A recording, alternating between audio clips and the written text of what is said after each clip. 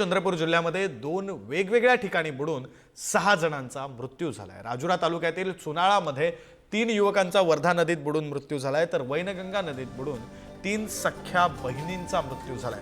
नदीकाठी आंघोळीसाठी गेले असता पाण्यात बुडून मृत्यू झालेला आहे। अतिशय धक्कादायक बातमी आहे चंद्रपुरातून। चंद्रपूर जिल्ह्यामध्ये दोन वेगवेगळ्या ठिकाणी एकूण 6 जणांचा पाण्यात बुडून मृत्यू झालेला आहे। 3 युवकांचा वर्धा नदीमध्ये बुडून मृत्यू झालाय, तर वैनगंगा नदीमध्ये 3 सख्या बहिणींचा बुडून मृत्यू झालाय। हे 6ही जण आंघोळीसाठी गेले होते। तिघांचा मृत्यू एका ठिकाणी झालाय, तर इतर 3 सख्या बहिणींचा मृत्यू हा वेगळ्या ठिकाणी वैनगंगा नदीमध्ये झालाय। मात्र दोन्ही ठिकाणी हे पोहण्यासाठी गेले होते आणि त्यावेळी मृत्यू झालाय। प्रतिनिधी राहुल आपल्यासोबत आहेत, आपण त्यांच्याकडून अधिकचा तपशील घेऊया। राहुल, दोन वेगवेगळ्या घटना आहेत, मात्र दोन्ही घटना दुःखद। 6 जणांचा मृत्यू झाला एकूण। विक्रांत, महाशिवरात्रीच्या पावन पर्वावरती अनेक ग्रामीण भागात आणि जे पावन ठिकाण त्या ठिकाणी आंघोळीची प्रथा आहे, त्यामुळे ग्रामीण भागात मोठ्या प्रमाणात नागरिक ज्या ठिकाणी नदी आहे त्या ठिकाणी आंघोळीसाठी सकाळपासूनच जात असतात।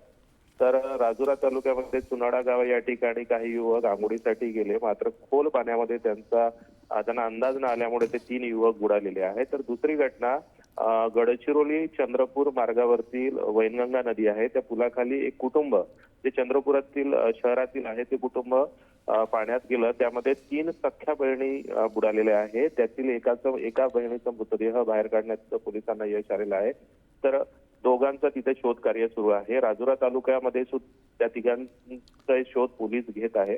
मात्र या संपूर्ण प्रकारामुळे कुठंतरी एक दुर्दैवी घटना जिल्ह्यात घडलेली आहे। त्यात 6 जणांचा नदीत बुडून मृत्यू झालेला आहे। विक्रांत, बरं, धन्यवाद राहुल दिलेल्या या सगळ्या तपशिलांसाठी।